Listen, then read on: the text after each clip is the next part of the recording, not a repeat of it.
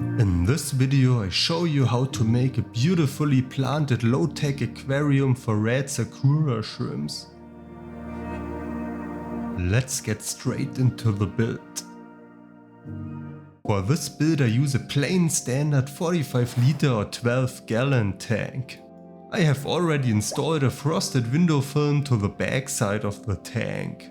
This is definitely optional, but looks much cleaner and prevents the wall and technical equipment like wires from being visible behind the tank. Before I start with the hardscape, I am placing some acrylic glass plates as protective layer to prevent the aquarium from being scratched or damaged. For the hardscape I want to use some nice dark Seiryu stones. I have a nice selection of these stones and I hope I can use them to build the scape I have in mind. The idea for this scape is to create a layout with two islands separated by a narrow path. On the big island I would like to place a nice piece of wood which I bought a few months ago and which reminds me strongly of a dead tree. The tank will be a low-tech tank with no CO2 and a not too powerful light with 8 watt. So I start to implement my idea and place the rocks of different sizes and shapes in the aquarium. This step always involves a lot of trial and error and it usually takes some time until I am satisfied with the result. The idea I have in mind is to create a small path between the two islands that gets narrower and narrower towards the back wall. This should create a nice depth effect for the viewer. I'm finally satisfied with the arrangement of the stones and the small path that has been created between the two islands, and I can start filling in the substrate. I start with the layer of Aquabasis Plus, a space for a long-term nutrient supply. For this scape I just want to combine JBL Aquabasis Plus and sand. I don't want to use aqua soil for this aquarium as it lowers the pH value too much.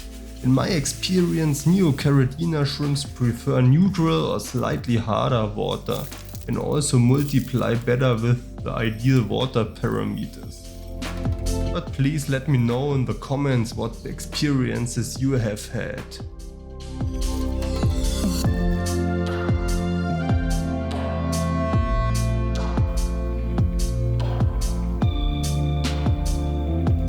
Now with the Aquabasis being in, I can cover it with a layer of cheaper sand which I have left over from previous projects. This combination should definitely be sufficient for this low-tech tank, as I will not be using any really demanding plants.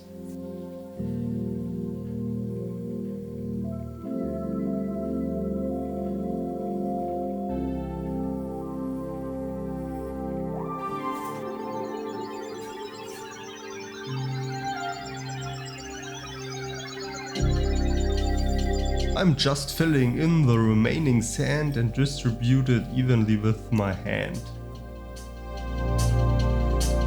For the foreground I would like to use a nice decorative sand, and my choice for this purpose is Plata Sand. This sand is really not cheap, but it is beautiful and looks very natural. Ultimately I only need a small amount as a top layer for the front area and the narrow path.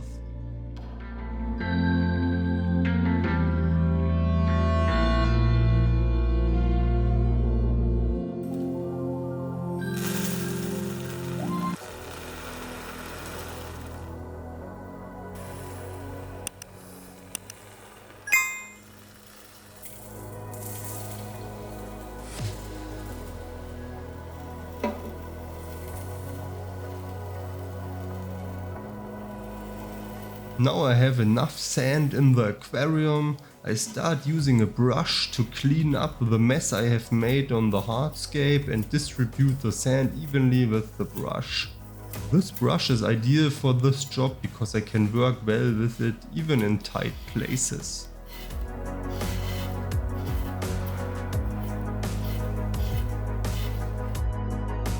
And here you can see the result.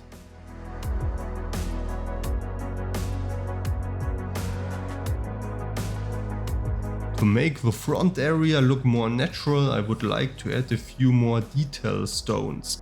For this I use a mixture of different sizes of pebbles with the goal of giving the front area a kind of riverbed look.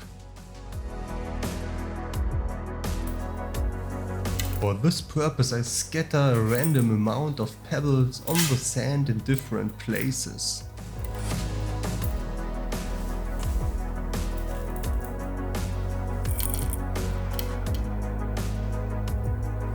Normally the aquarium is now ready for planting. Before that I will check the height of the substrate again. I come to the conclusion that the height is not ideal in some places.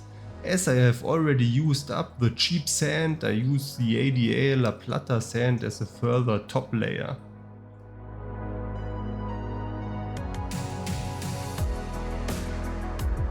These three layers now look a lot like the cross section of a chocolate bar. However, this doesn't matter as it will no longer be visible in the future location of the tank.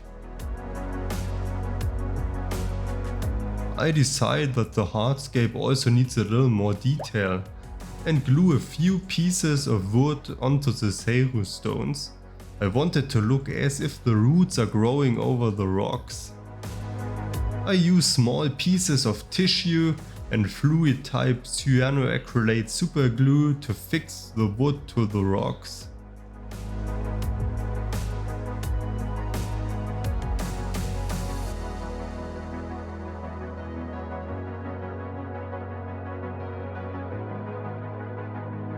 Guys, and this is the final result.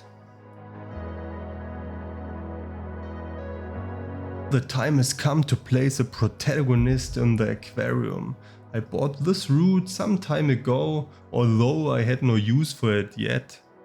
So my advice is, if you like a piece of hardscape, buy it in any case, if you can afford it. Because whenever you are looking for something under duress, you usually never find the right thing. When positioning the root, especially the cave entrance, I follow the rule of thirds and the golden ratio.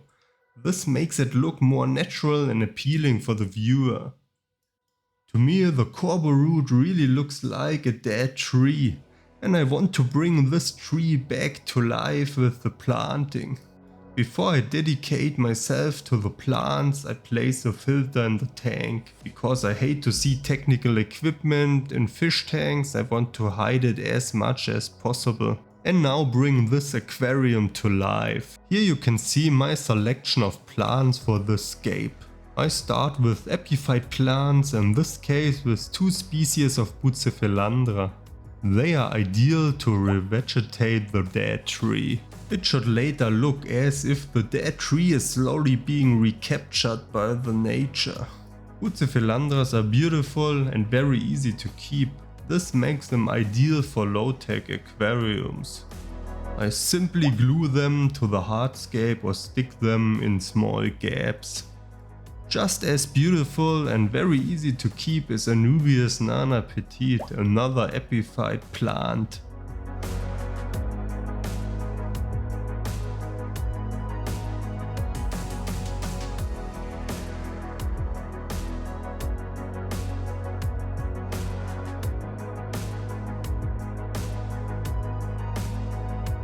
The last epiphyte plant I want to use for this scape is Java fern trident. I have just glued the plant to small pieces of black lava rock, which gives me a lot of flexibility in terms of placement in the aquarium. This plant gives the aquarium a wild character due to its leaf shape. Now and then I moisten the plants to prevent them from drying out. My first plant for the foreground is a crypt species, crypt green gecko. A lush green crypt which will hopefully create a great contrast to the red shrimps later on.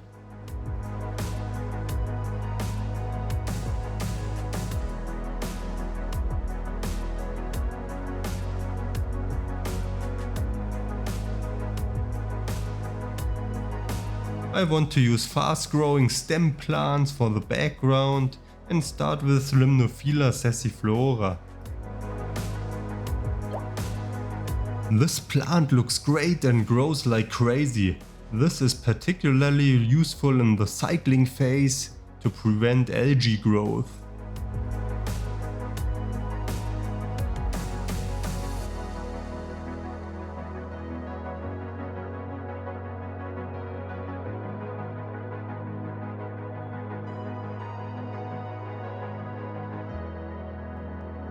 And last but not least, Ludwigia palustris super red, a beautiful red blur of color in the aquarium in contrast to all the other green plants. The special feature of this plant is that it develops beautiful red leaves even under average lighting and without CO2.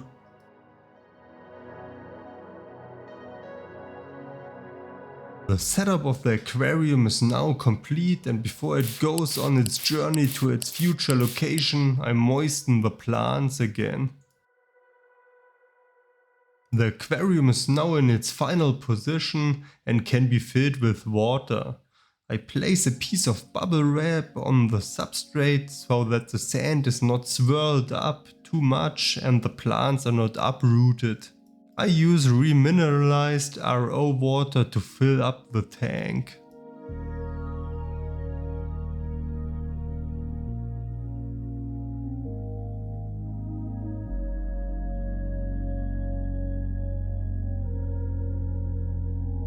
As you can see, my plan has turned out to be a flop. The root is floating to the surface even though I had boiled it and put it into a bucket of water for several weeks. The last 5 centimeters finally caused it to float, even though I felt confident that it wouldn't float, but apparently it wasn't waterlogged enough. So if you want to be 100% sure, I recommend you to glue the roots to the hardscape. In my case, I temporarily place a stone on the root to prevent it from floating up. Fortunately, the damage is not that bad, only one crypt was uprooted. I initiate the cycling phase by switching on the filter.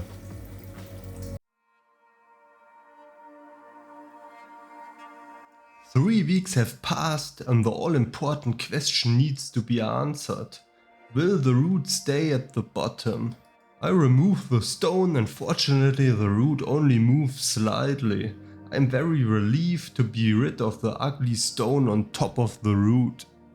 The aquarium itself has developed quite well too. The slow growing plants such as the epiphyte and the crypts have not changed much. Apart from that, the stem plants have grown decently. The Limnophila in particular has partly grown to the surface. The Ludwigia has developed quite a nice red color and it will become more intense the closer it gets to the surface.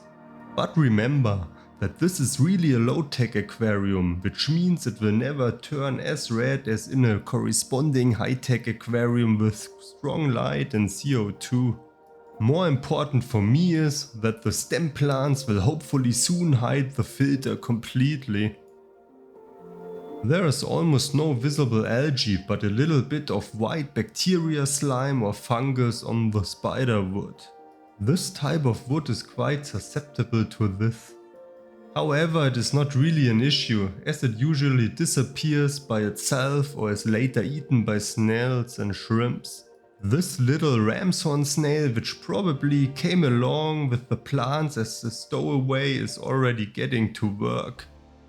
And now let's introduce the red sakura shrimps to their new home. In Germany, these shrimps are also called Bloody Mary shrimps due to their extreme red coloration.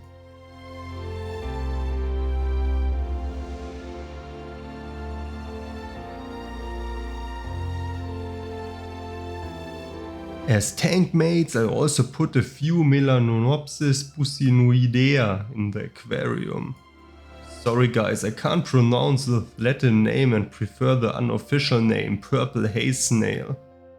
These beautiful snails are quite rare in shops.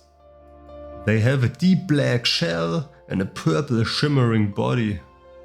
It's so nice to see how the aquarium is now filled with life and the little shrimps are exploring the aquarium, especially the tree stump. I particularly like the intense red color of the shrimp in contrast to the lush green plants. Guys, I hope you enjoyed the video, and if that was the case, it would be great if you hit the like button. It helps more than you might think.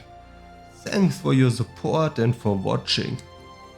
If you want to see how I build a really nice waterfall paludarium for a better fish, watch this video next. See you in the next one.